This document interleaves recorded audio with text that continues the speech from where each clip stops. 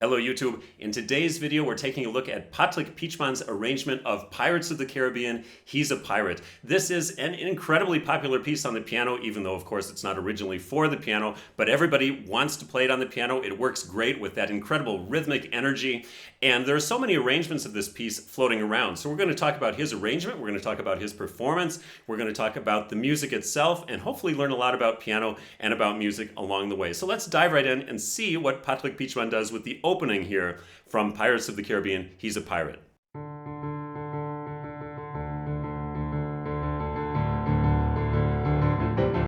Okay, so the first few measures, I've already got something I need to say, which is I think he's missing an opportunity here to create even more energy. The way that he holds the pedal down on these notes at the beginning, da da da da da da da da da. If you think about the original orchestral arrangement, what do you have? You have cellos. They're playing da da da da da da da da da da da da da. Lots of energy and space in between the notes. So I would do something like this. Da da da da da da da da da da. The first thing is laying off the pedal there, and the second thing is leading in to the beginning of every measure, like the timpanis in the original arrangement, which plays such a crucial role in this piece. Let's continue on.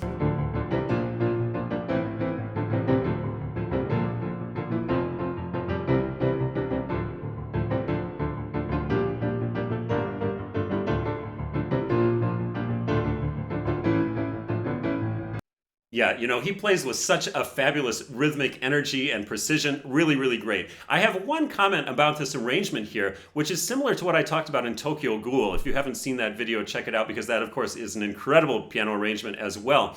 I think sometimes there's a tendency with people that are creating these virtuosic piano transcriptions online to try and fill up every possible moment with some sort of note, and just sort of with the attitude, the more notes the better. And actually, I think that's sometimes counterproductive, and I'm going to show you exactly what I mean in this example here at the beginning. So he gives us a chord essentially on every single note. We have da da da da da da da da da da da da da. Now that's great. It's harmonically very cool, but the disadvantage of that is, number one, it's hard to bring out the melody with all of those big chords we have to be playing and finding all the time. The other thing is, it's a little hard to create the sort of the rhythmic aspect da, da, da, da, da, da, da, da, da, when you're bogged down with all those notes. And then maybe even a third thing I would say is it's hard to keep up the tempo. And I feel like in this arrangement, his tempo could be just a tiny bit faster. It's a little on the slow side. So imagine if instead of doing all of these chords, if we replaced it with something just roughly like...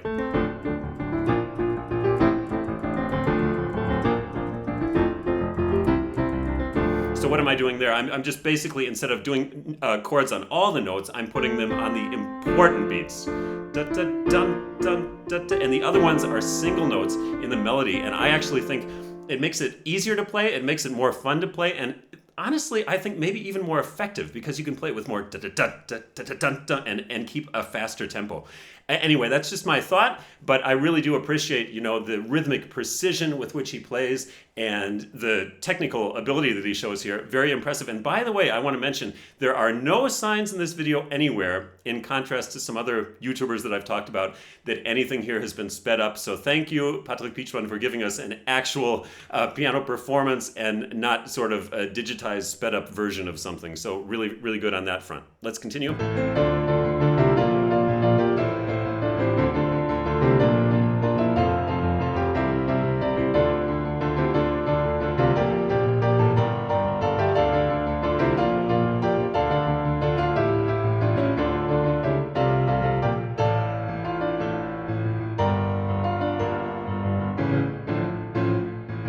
Yeah, and I think here the same thing. I would probably get rid of a bunch of those notes in the right hand. And this spot, for example, here, dum ba ba bum, dum ba ba bum. I think it's a bit too heavy, and by getting rid of some of the notes, you can actually make it more effective. So he does dum ba ba bum with octaves here, and he plays pretty heavy on the da da dum. If you listen to the original, it's sort of dum ba ba bum bum bum, ba, ba, bum, you know, bum, ba, ba, bum, and backing off in between. So if you land on these chords and then actually just play single notes here, it's actually more effective, easier to play, and more effective.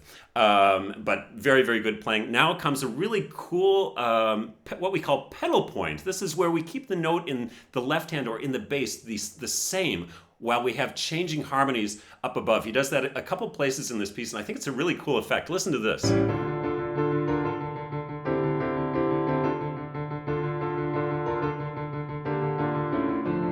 So that's what we call a pedal point. Now, I would change one tiny little thing here. This piece lives so much on this really cool juxtaposition of groups of 2 and groups of 3. Sometimes we have 1 2 1 2 1 2 1, something like that, and other times we have 1 2 3 1 2 3 1 2 3. And this combination is really kind of cool in this piece. Here we have in the right hand 1 2 1 2 1 2 1 2 3. So we have these groups of 2 at the beginning, and meanwhile in the left hand these triplets, like we had at the beginning, right? So this 2 against 3 is really cool. He uses a fingering of like 2 and 1 here in the left hand, and kind of we don't have that sort of group of 3 in the left hand. And listen, I would change this, I'll show you what I mean, just a little bit, to do something like this.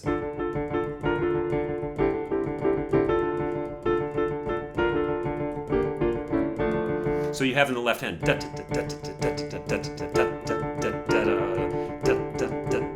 that 2 against 3 to me is rhythmically really exciting, and I would try to keep that sort of cool rhythmic feeling throughout that section by changing the fingerings and adding a little bit of accent there in the left hand. Going on.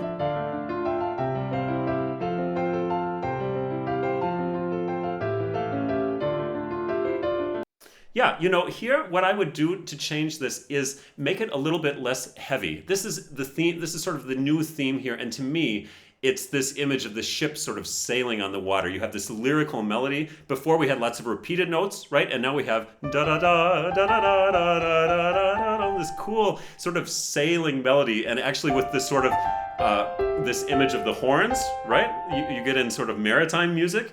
And in the left hand, what I think I would do, he has this pretty heavy left hand. He plays it pretty heavily, and it covers up a bit everything else. I'll show you the difference. So what he does, I'm going to exaggerate a little bit for effect, but a little bit of this.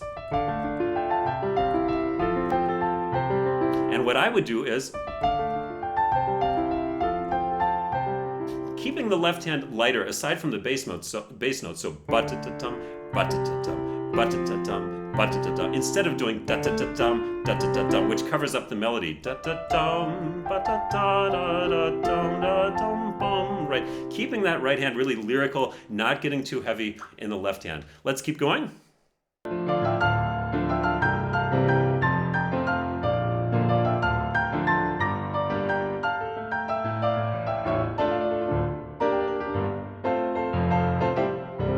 Yeah, and this part is really cool, and I love how he gives us these arpeggios here. The one thing I would change is, in my opinion, we have a sort of a juxtaposition between long and short. So we have long, long, and then short, short, short, short, short. So what I would do here is I would create a big juxtaposition between long, long, and then short, short, short, short, short, really emphasizing the top notes, and he does a great job, by the way, of emphasizing these ones and then making everything else softer. That's really important. You don't want to, you know, hammer all those notes on the way down. You want to show us what's really important. The melody, and then ba-ba-ba-ba-dum. Really important to keep that energy. Let's continue on.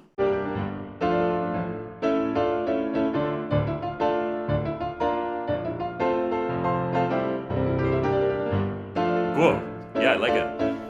You know, here also I would probably da-da-da-dum, ba-da-da-dum. I'm not so sure that adding these octaves really helps. I would probably just play single notes there, because the notes you want to emphasize are not the octaves. You want to emphasize da-da-da-dum, ba-da-da-dum.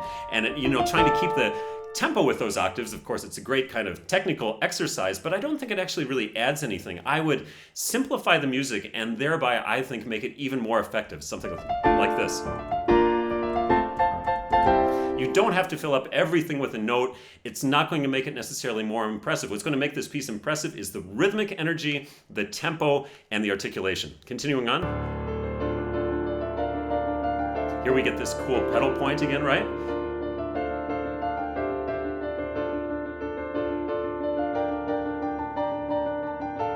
just staying on that D. It's a really cool effect, and we hear some harmonies that we don't normally hear in this piece. Really a cool idea from Patrik Pietschmann. Again, I would change da da da da da in the left hand 3 2 1 3 2 1 3 2 1 3 2 1 instead of da da da da da da da da da da, because then you get this cool interplay. I would do that all the way through this. It helps create that rhythmic drive. Going on?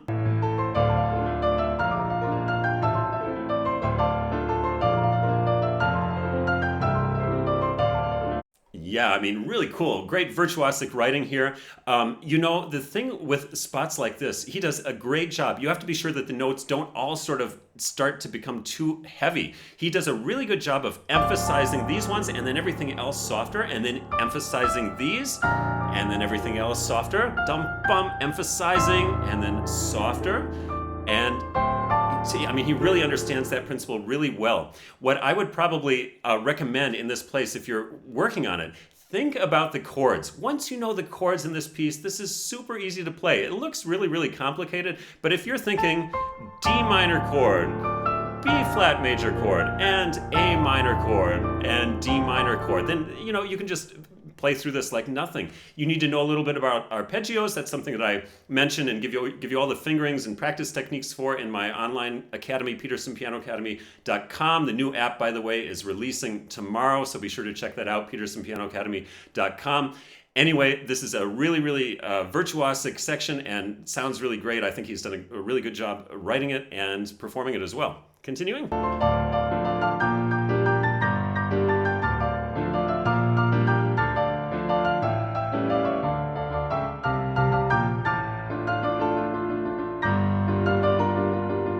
Right, okay, so here, you know what I would love to hear? Da, da, da, da, da, da, dum, da, da, dum, boom. Really dropping down in that section. We need that sort of surprise element. It's something new. We're not expecting this, and then we suddenly get this da, da, da, da, da, da, da, da, leading into the next section. And by the way, also here, get rid of these octaves. Dum, ba, ba, bum. They're hard to play, they slow you down, and they're too heavy, and they sound too heavy in his performance, to be honest. I mean, if he just did da, da, da, dum, da, da, da, dum, you know, in the right hand, you can create so much more speed and energy. Da, da, da, dum. Dum, ba, da, dum. Just single notes in the right hand is all you need to do. Makes it more effective and easier to play. Continuing.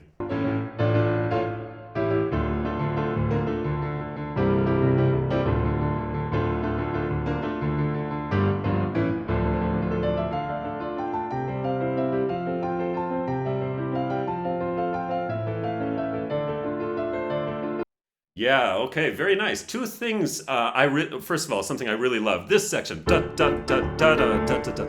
That kind of rhythm, that rhythmic interplay between right and left, da da da da da da da da. I think is such a cool effect, and I really love that. When he gets to this section,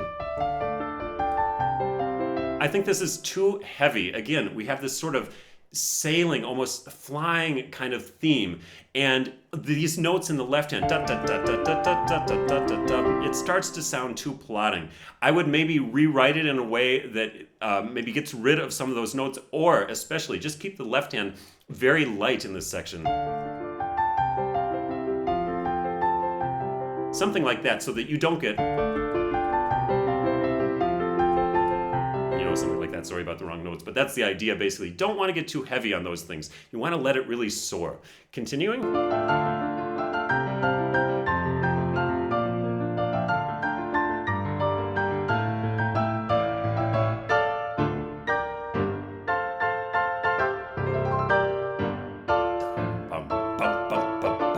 You know, here also, I think long, and then short would be better. And he does kind of sits on those. I mean, you know, great job, great arrangement. It's just my opinion. I think would be even more rhythmically effective. And, you know, really playing with the articulation there. But what I do like is the way he does da, dum, ba, dum. Really long, short, right? That's a cool effect. Continuing on to the end.